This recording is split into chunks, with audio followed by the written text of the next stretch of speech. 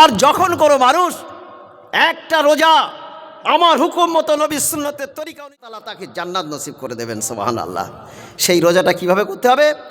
আল্লাহর হুকুম মতো নবী সুন্নতে করিয়ে এমনই একটা পাক ও পবিত্র নুরানি কোরআনী মজলিসে আমাদেরকে আসার এবং বসার তৌফিক দান করেছেন।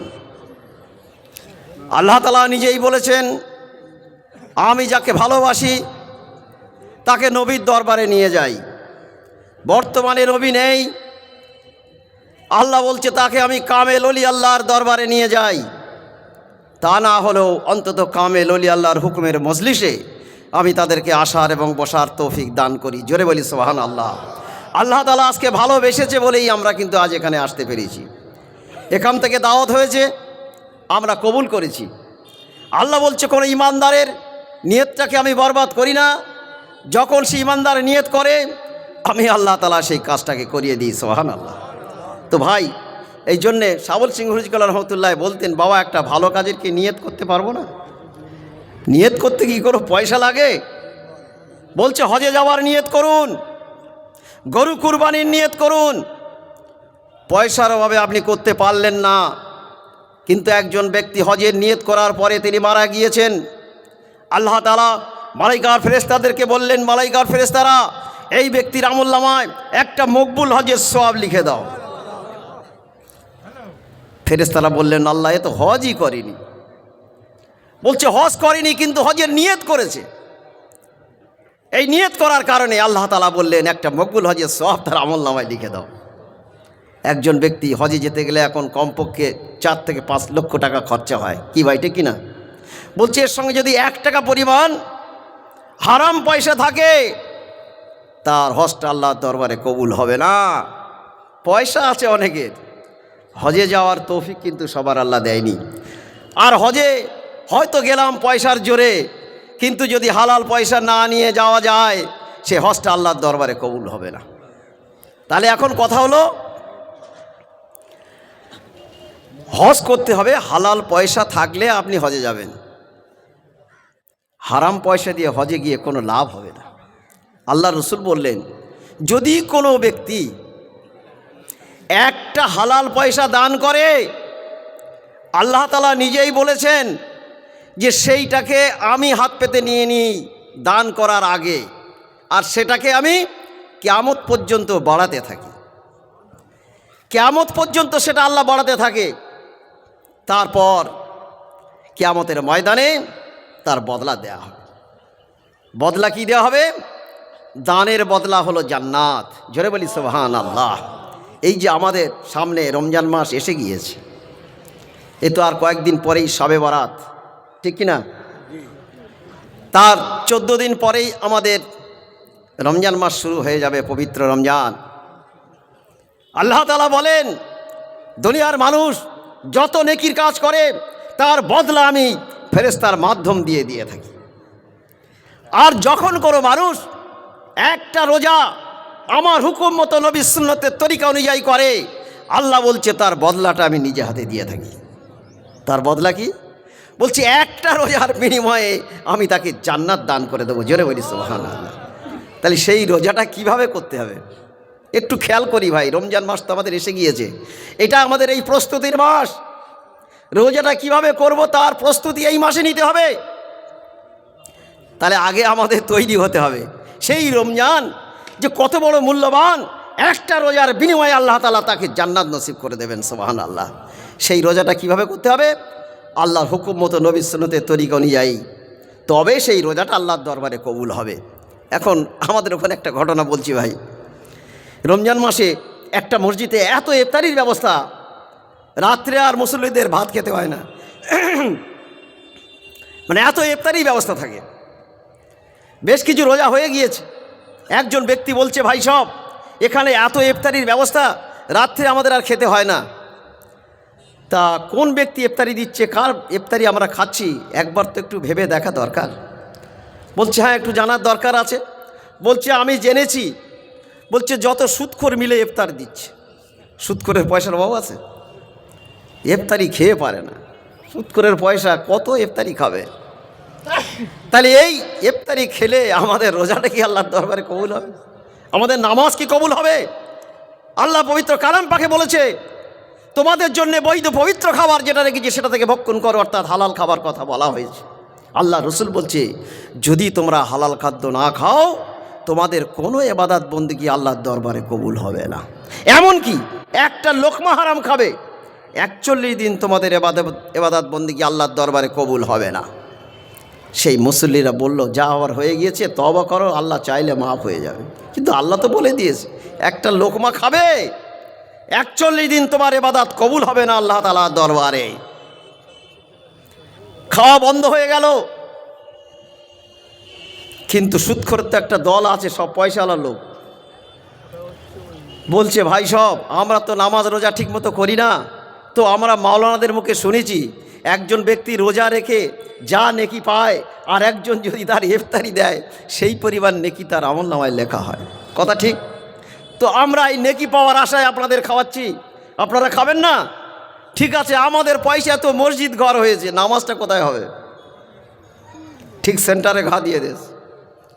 মুসল্লিরা বিভ্রান্তিকর অবস্থার মধ্যে পড়েছে। সেই এলাকার একজন মানুষ আমার কাছে এসেছে, হাক্কানি আলেমের কাছে এসছে, এর সমাধান কি আছে? বললাম ভাই সমস্যা যেমন আছে তার সমাধান অবশ্যই আছে। হাজারো সমস্যা থাকবে এবং তার সমাধান আছে। এমন সময় একজন মুফতি সাহেব এসছেন, আমাদের খুব বিশেষ পরিচিত ব্যক্তি। আমি বললাম মুফতি সাহেব এরকম একটা সমস্যা হয়েছে, এর সমাধানটা কি আছে? উনি এক কথায় বলে দিলেন যদি কোনো মসজিদ হারাম পয়সায় হয় সেই মসজিদে নামাজ হবে না। তাহলে সুদখোরের পয়সায় তো মসজিদ হয়েছে, নামাজ হবে? আর কি বললেন? এই সমস্যার সমাধানটা কি হবে? বলছে না কোনো হারাম পয়সায় ইফতারি খাওয়া যাবে না, তাহলে তার নামাজ রোজা কোনোটাই আল্লাহর দরবারে কবুল হবে না। আজকের দেখুন এই হাক্কানি মসজিদ ছাড়া আপনি যেখানেই যাবেন বারোয়ারিভাবে সেখানে চাঁদা কালেকশন হয়, নাহলে ঢালাই কলে সবাই ইফতারি দেয়, ঠিক কিনা? তাহলে সেখানে কি হচ্ছে ভাই? দুঃখের বিষয়, বড় বড় মাওলানা হাফেজ কারি মুফতি আছে, কিন্তু এটা নিয়ে কেউ ভাবে না। হ্যাঁ, এটা নিয়ে কেউ ভাবে না। একমাত্র শফি মুফতি আজান গাছি রহমতুল্লাহ, তিনি এত বড় মুজাদ্দিদ দস্তগীর, তিনি আজকের এটা ভাবলেন। তারপর তিনি একটা হকের সংগঠন তৈরি করলেন, এই হাক্কানি আঞ্জুমান, যার মাধ্যম দিয়ে আজকে সারা ওয়ার্ল্ড ব্যাপী, সারা পৃথিবীব্যাপী আজকের মানুষ হককে জানতে পেরেছে, চিনতে পেরেছে। এক বিশ্বনবী তিনি সারা বিশ্বে এটা প্রচার করেছিলেন। তারপর বর্তমান সময়ে আমরা দেখছি একমাত্র হাক্কানি আঞ্জুমানের সুমিত আজান গাছি রহমতুল্লাহ, তিনি সেই আল্লাহ রসুলের আদর্শটাকে মাথায় নিয়ে আজকে সারা বিশ্বের মানুষের কাছে এটা প্রচার করছেন। জোরে বলি সুবহানাল্লাহ। তো আমাদের যে বড় বলন্দ নসিব, আমরা সেই সুমিত আজান গাছি রহমতুল্লাহের অনুসারী হয়ে আজকে কমপক্ষে 16টা জেলায় আল্লাহ তাআলা আমাকে এই গুনাহগারকে ঘুরিয়েছে। এটা খুব আনন্দের বিষয় যে আমার মতো একজন নগণ্য ব্যক্তি, কামেল মুর্শিদের পায়ের ধুলোর যোগ্যতা যার নেই, সেই ব্যক্তিকে আল্লাহ তাআলা 16টা জেলায় ঘুরিয়ে নিয়েছেন। বিভিন্ন জায়গায় গিয়েছি, বিভিন্ন রকম সমস্যা আছে। দিনাজপুরের মতো একটা জায়গায় সেখানে একটা মজলিসে গিয়েছি, তো বাড়িওয়ালা বলছে ভাই একজন ডাক্তার আর একজন মাস্টার তো এই মজলিসে এসেছে। আমি ডাক্তার, আমার সঙ্গে একজন মাস্টার সাহেব গিয়েছে। তো এখানে পাশে তবলিগের দুতলা মসজিদ, মাওলানা মুফতি সাহেবরা আছে, হাক্কানি আলেমরা আসলে সেখানে বিভিন্ন ধরনের প্রশ্ন করা হয়। তো যদি তারা হাদিস কোরআন থেকে প্রশ্ন করে আপনি কি উত্তর দেবেন? তা আমি বললাম ভাই আমাদেরকে এখানে পাঠিয়েছেন কে? বলছে মোর্শেদ। আমার মোর্শেদ চিন্তা করছে, আমাদের চিন্তা করার কোনো দরকার নেই, আপনারও দরকার নেই। উনি বললেন ভাই বেয়াদবি মাফ করে দেবেন। তারপর সেখানে মজলিস হয়ে গেল। মাস্টার সাহেবকে বললাম ওরা এই প্রশ্ন করবে, এটা কি করে হয়, ওটা কি করে হয়, এর উপরে আপনি বায়ান করে যাবেন, যেটা আপনার ছেড়ে যাবে ইনশাল্লাহ গুনাহগার সেটাকে পূরণ করে দেবে। সেইভাবে বায়ান হয়ে গেল।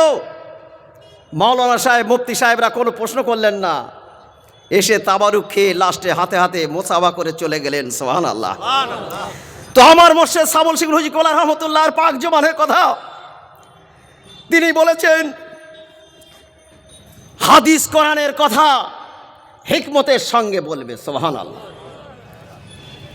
সেখানে ভয় করার কোনো প্রয়োজন নেই, এটা আমার মুর্শিদ শিখিয়ে দিয়েছে। তাই আজকের এই 16টা জেলায় সেই হাদিস কোরআনের কথা নিয়ে আলোচনা হয়।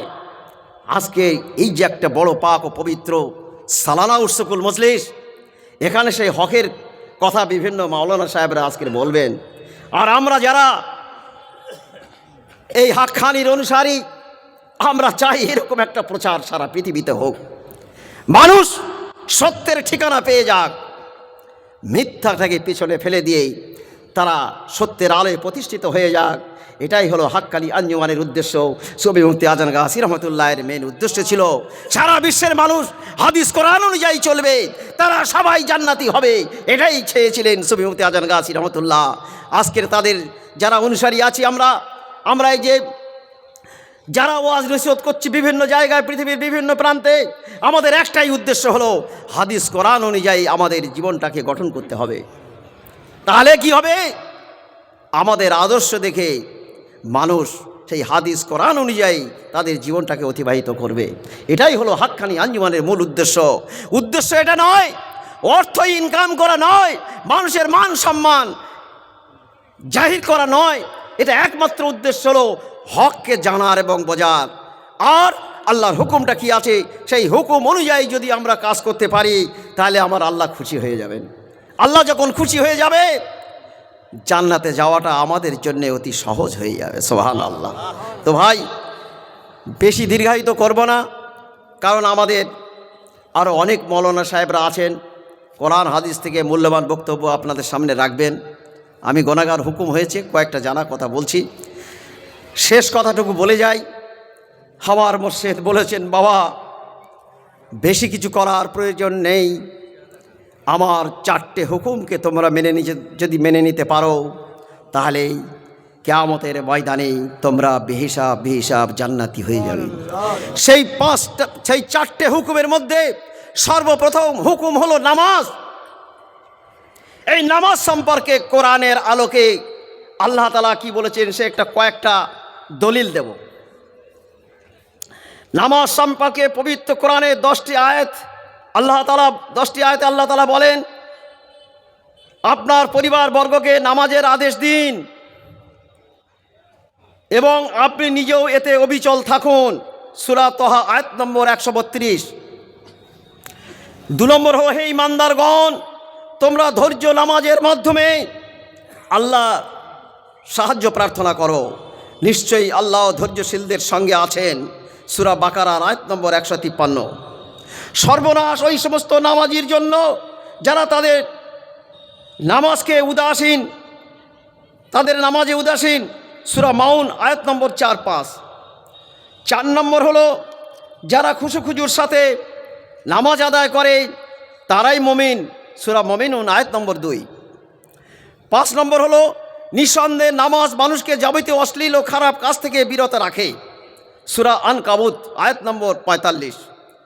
6 নম্বর হলো, যারা নামাজ সংরক্ষণ করে ওই সমস্ত লোকেরাই জান্নাতুল ফেরদাউসের অধিকারী এবং সেখানে তারা অনন্তকাল থাকবে। সূরা মুমিনুন 9, 10, 11 নম্বর আয়াত। 7 নম্বর হলো, হে ঈমানদারগণ, তোমরা রুকু করো, সেজদা করো, তোমার পালনকর্তার ইবাদত করো ও সৎ কাজ করো, যাতে তোমরা সফল কাম হতে পারো। সূরা হজ আয়াত নম্বর 77।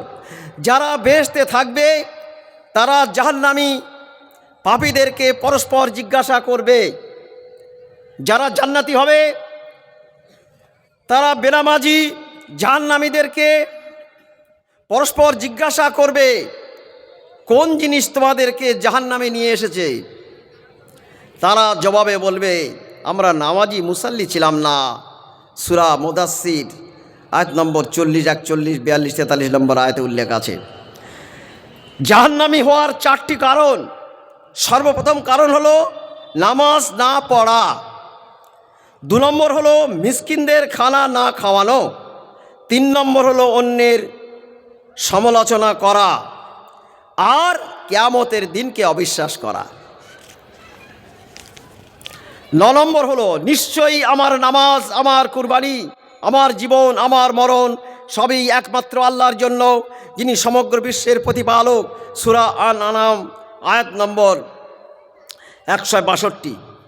10 নম্বর হলো আর তোমরা নামাজ কায়েম করো এবং জাকাত দাও, সূরা বাকারার আয়াত নম্বর 43।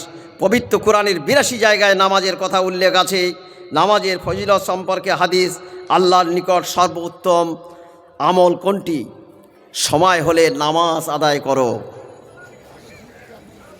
বুখারী শরীফের 2য় খণ্ডে 7ম পৃষ্ঠায় উল্লেখ আছে। মিশকাত শরীফের 1ম খণ্ড 58 পৃষ্ঠায় উল্লেখ আছে।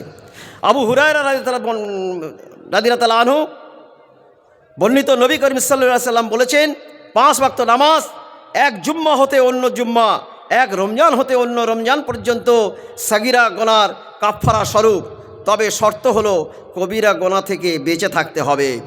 মুসলিম শরীফের 1ম খণ্ড 271 পৃষ্ঠা, মিশকাত শরীফের 1ম খণ্ড 57 পৃষ্ঠায় উল্লেখ আছে।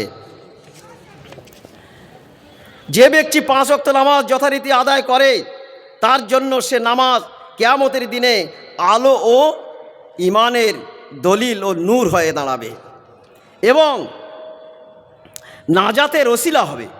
যে ব্যক্তি নামাজে উদাসীন থাকবে তার হাসর কারুন, ফেরাউন, হামান এবং উবাই বিন খালফের সাথে হবে।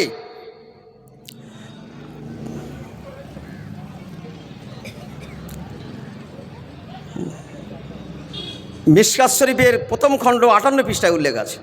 নামাজে অবহেলা যদি ধন সম্পদের কারণে হয়ে থাকে তবে তার হাসর হবে কারুনের সাথে, আর যদি রাজত্বের কারণে হয় তার হাসর হবে ফেরাউনের সাথে, আর যদি মন্ত্রিত্ব চাকুরের কারণে হয় তবে তার হাসর হবে হামানের সাথে, আর যদি ব্যবসা বাণিজ্যের কারণে হয় তবে তার হাসর হবে উবাই বিন খালফের সাথে। মমিন ও কুফরের মধ্যে পার্থক্য হলো নামাজ। মিশকাত শরীফের 1ম খণ্ড 58 পৃষ্ঠায় উল্লেখ আছে, কিয়ামতের ময়দানে সর্বপ্রথম নামাজের হিসাব নেওয়া হবে। তিরমিজি শরীফ 1ম খণ্ড 58 পৃষ্ঠা, নাসাই শরীফের 1ম খণ্ড 93 পৃষ্ঠায় উল্লেখ আছে। নামাজ বেহেশতের চাবি। পবিত্রতা হলো নামাজের চাবি। মিশকাত শরীফের 1ম খণ্ডে 39 পৃষ্ঠায় উল্লেখ আছে। মুসনাদে আহমদ 23 পৃষ্ঠায় উল্লেখ আছে। হাদিস, হযরত আবু হুরায়রা রাদিয়াল্লাহু তাআলা বর্ণনা করেছেন, নবী করিম সাল্লাল্লাহু আলাইহি সাল্লাম যদি তোমাদের বলেছেন যে তোমাদের বাড়ির কাছে প্রবাহমান নদী থাকে এবং তাতে প্রত্যেক দিন 5 বার যদি গোসল করো তাহলে কি তোমার শরীরে কোনো ময়লা থাকতে পারে? অনুরূপভাবে আল্লাহর 5 ওয়াক্ত নামাজের দ্বারায় বান্দার গুনাহসমূহ মিটিয়ে দেওয়া হয়। বুখারী শরীফ 2য় খণ্ড 7ম পৃষ্ঠায় উল্লেখ আছে। মিশকাত শরীফের 1ম খণ্ড 57 পৃষ্ঠায় উল্লেখ আছে। সবথেকে বড় চোর যে ব্যক্তি রুকু সেজদা ঠিকমতো আদায় করে না। আমাদের মধ্যে অনেকে রুকু সেজদা ঠিকমতো হয় না ভাই। ইনশাল্লাহ আমরা আজকের নিয়ত করে নেব। আল্লাহ বলছে ইমানদারের নিয়তটাকে আমি বরবাদ করি না। যখন কোনো ইমানদার ভালো কাজের নিয়ত করে আল্লাহ বলছে আমি সেই কাজটাকে করিয়ে দিই। সুবহানাল্লাহ।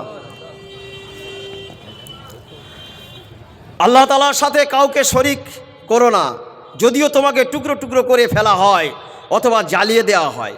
ইচ্ছাকৃতভাবে নামাজ ত্যাগ করো না। আল্লাহ তাআলার নাফরমানি করো না, এতে আল্লাহ নারাজ হয়ে যায়। শরাব পান করো না, কারণ তা সমস্ত পাপের উৎস। মিশকাত শরীফ 1ম খণ্ড 59 পৃষ্ঠায় উল্লেখ আছে। বিনা কাজায় 5 ওয়াক্ত নামাজ পড়ার দলিল। সূরা নিসার 103 নম্বর আয়াতে আল্লাহ তাআলা বলেন, নিশ্চয়ই আল্লাহ তাআলা মুমিনদের উপর নির্ধারিত সময়ে নামাজকে ফরজ করেছেন। সময় মতো নামাজ পড়তে হবে, অসময়ে পড়লে কাজা বলে গণ্য হবে।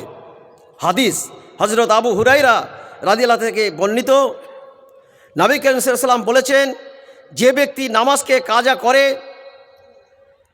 এবং পরে কাজা পড়ে দেয় যথাসময়ে না পড়ার কারণে সে 1 হুকবা জাহান্নামে জ্বলবে। দুনিয়ার হিসাবে 2,88,00,000 বছর তার জাহান্নামের আগুনে জ্বলতে হবে। তফসিরে হাক্কানি সূরা নিসার 103 নম্বর আয়াত, মাজালিসুল আরবার বলছে গাড়িতে বা বিমানে বা জাহাজে যেখানে থাকবেন সময় মতো নামাজ পড়ে নিতে হবে। অজু না থাকলে তায়াম্মুম করে নামাজ আদায় করতে হবে, পরে নামাজটাকে দৈরে নিতে হবে।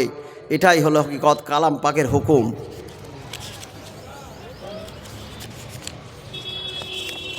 একবার দরুদ শরীফ পড়বে। আল্লাহুম্মা সাল্লি ওয়া সাল্লিম বারিক আলা আবদিকা রাসূলিল কারীম রাহমাতাল লিল আলামিন সাফিল মুসলিমিন সাইয়্যিদিনা মাওলানা নবিয়ানা মুহাম্মদ ওয়া আলা আলিহি ওয়া বাইতিহি আওলাদিহি ওয়া যুররিয়াতিহি আজওয়াজিহি ওয়া সাহাবিহি আউলিয়াই উম্মতি আজমাইন কামা সাল্লাইতা সাল্লামতা বারাকতা রাহমাতা আলা সাইয়্যিদিনা ইব্রাহিমা আলে সাইয়্যিদিনা ইব্রাহিম ইন্নাকা হামিদুম মাজিদ। সেই জন্যে আমার মুর্শিদ সৈয়দ আজান গাছী রহমতুল্লাহ যে 4টে সবক আমাদেরকে দিয়েছেন, সর্বপ্রথম নামাজের কথা বলা হয়েছে। ইনশাল্লাহ নামাজ সম্পর্কে কালাম পাক থেকে যে কথাগুলো বললাম, আমাদের কথাগুলো স্মরণ রাখতে হবে। আর সেই সঙ্গে বিনা কাজায় 5 ওয়াক্ত নামাজ আদায় করতে হবে। আর হালাল খাওয়ার কথা বলা হয়েছে। কালাম পাকে আল্লাহ তাআলা ঘোষণা করেছেন, ইয়া আইয়ুহান নাস কুলু মিম্মা ফিল আরদি হালালান তাইয়্যিবান। সারা বিশ্বের মানুষকে আল্লাহ তাআলা বলেছেন, তোমাদের জন্য বৈধ পবিত্র খাবার যেটা রেখেছি সেটা থেকে ভক্ষণ করো। আর কি বলা হয়েছে? পরেশগারি করার কথা বলা হয়েছে। যারা পরেশগারি করে, আল্লাহ বলছে আমি পরেশগারকে ভালোবাসি, তাদের দোয়া কবুল করি। সুবহানাল্লাহ। এই জন্যে আর কি বলেছেন? যে পরেশগারের দোয়াটা আমি কবুল করি। তাহলে ভাই পরেশগারিটা কত বড় জিনিস এটা জানবেন। আর কি বলেছে? বিনা কাজায় নামাজ, হালাল রুজি, সাধ্যমতো পরেশগারি। আর বলেছে এই পবিত্র কালাম পাকের হকটা আদায় করতে হবে। আল্লাহ রসুল সাহাবীদেরকে শোনালেন, দেখো সাহাবীরা কিয়ামতের ময়দানে একদল লোক নেকির পাহাড় নিয়ে হাজির হবে, কিন্তু সেখানে কিছু পাওনাদার গিয়ে হাজির হয়ে যাবে, যাদের হক মানুষ নষ্ট করেছে। সেই হক যতক্ষণ না মেটাবে তাদেরকে জান্নাতে দেয়া হবে না। তারপর এই পবিত্র কালাম পাক সেখানে হাজির হয়ে যাবে, গিয়ে বলতে থাকবে, হে আল্লাহ, এই যাদের হাতে জান্নাতের সার্টিফিকেট দেওয়া হয়েছে এরা দুনিয়াতে আমার হকটা আদায় করেনি। আল্লাহ তাআলা তাদের বলবে, এদেরকে জান্নাতের সার্টিফিকেট কেড়ে নিয়ে ঘাড় ধাক্কা মারতে মারতে জাহান্নামে নিক্ষেপ করো। সাহাবীরা বললেন, হে আল্লাহ রসুল, কালাম পাকের কি হক আছে? আল্লাহ রসুল বললেন, প্রতিদিন প্রতিটা মোমেন নর নারী প্রত্যেককে কালাম পাকের 100 করে আয়াত করতে হবে, তবেই তার কালাম পাকের হক আদায় হবে। যারা কালাম পাকের হক আদায় করবে, এই কালাম পাক তার জন্যে সাক্ষী হয়ে যাবে। জোরে বলি সুবহানাল্লাহ। কালাম পাক তার সঙ্গী হয়ে যাবে, এই কালাম পাক তার বন্ধু হয়ে যাবে। এই কালাম পাক তাকে না নিয়ে জান্নাতে যাবে না। তাহলে কালাম পাকের হকটা আদায় করতে হবে না, হবে না ভাই? এখন কথা হলো, আমরা কটা লোকে কালাম পাক পড়তে জানি? এখানে যারা আজকে আমরা এখানে আছি, হয়তো হাতে গোনা কয়েকজন ছাড়া বাকি আমরা কালাম পাক পড়তে জানি না। কি কথা ঠিক বলছি না ভুল বলছি ভাই? হ্যাঁ, তাহলে কালাম পাক পড়তে হবে। কালাম পাক দেখলে নাকি, ছুঁইলে নাকি, শুনলে নাকি। আর যারা কালাম পাক না পড়ে কিয়ামতের ময়দানে হাজির হবে, তাদেরকে অন্ধ করে তোলা হবে। কি সাংঘাতিক অবস্থা দেখুন। তারা বলবে, আল্লাহ, দুনিয়াতে আমরা চক্ষুওয়ালা ছিলাম, কেন অন্ধ হলাম? বুঝে তোমরা কালাম পাক পড়োনি, কালাম পাক দেখোনি, তাই তোমাদেরকে অন্ধ করে তোলা হলো। তাই মোর্শেদ বলছে, বাবা কালাম পাক পড়তে হবে। আর যারা একেবারে পড়তে পারবো না, এরকম একটা পজিশানে এসে গিয়েছে, তাদের জন্যে আমার মোর্শেদ বললেন, বাবা অন্তত এই কোরআনী ওজিফা, আল্লাহর দেয়া কোরআনী ওজিফা, এই আলহামদু শরীফ, সূরা ইখলাস, ফালাক, নাস, আর কয়েকবার দরুদ শরীফ যদি 5 টাইম পড়া যায়, বলছে 8 খতম 10 পারা কালাম পাকের জিল্লির সওয়াব হবে। 100-র পরিবর্তে 150 করে আয়াত পড়া তার পূর্ণ হবে। অর্থাৎ পবিত্র কালাম পাকের হকটা তার আদায় হয়ে যাবে। যারা কালাম পাকের হক আদায় করবে, কালাম পাক তার জন্যে সাক্ষী হয়ে যাবে, কালাম পাক তার বন্ধু হয়ে যাবে, সঙ্গী হয়ে যাবে। কালাম পাক তাকে না নিয়ে জান্নাতে যাবে না। তাই আমার মোর্শেদ বলেছেন, আমার এই 5টা হুকুম যদি কোনো মানুষ মেনে নেয়, আমার 8 জন মোর্শেদের সমস্ত ফায়েজ বরকত, আমারও সমস্ত ফায়েজ বরকত তার সিনাতে এসে যাবে। ওই ব্যক্তি সেদিন কিয়ামতের ময়দানে বেহিসাব জান্নাতি হয়ে যাবে। জোরে বলি সুবহানাল্লাহ। ইনশাআল্লাহ যতটুকু বলেছি শোনার থেকে বেশি বেশি করে আমল করার চেষ্টা করব। আমার মোর্শেদের 4টে হুকুম আমরা মাথায় নিয়েই কিয়ামত পর্যন্ত যদি আল্লাহ আমাদের বাঁচিয়ে রাখে, আমরা চেষ্টা করব আমার মোর্শেদের এই 4টে হুকুম মেনে যেন আল্লাহ তাআলা আমাদেরকে দুনিয়া থেকে উঠিয়ে নেয়। এইটুকু আমরা নিয়ত করব। এই নিয়তটা যখনই আমরা করব, আল্লাহ বলছে ইমানদারের নিয়তটাকে আমি বরবাদ করি না। নিয়ত অনুযায়ী আল্লাহ তাআলা কাজগুলো করিয়ে দেবেন। আল্লাহ আমাদের কাজ করার তৌফিক দান করুন। আল্লাহুম্মা আমিন। একবার দরুদ শরীফ পড়ি। আল্লাহ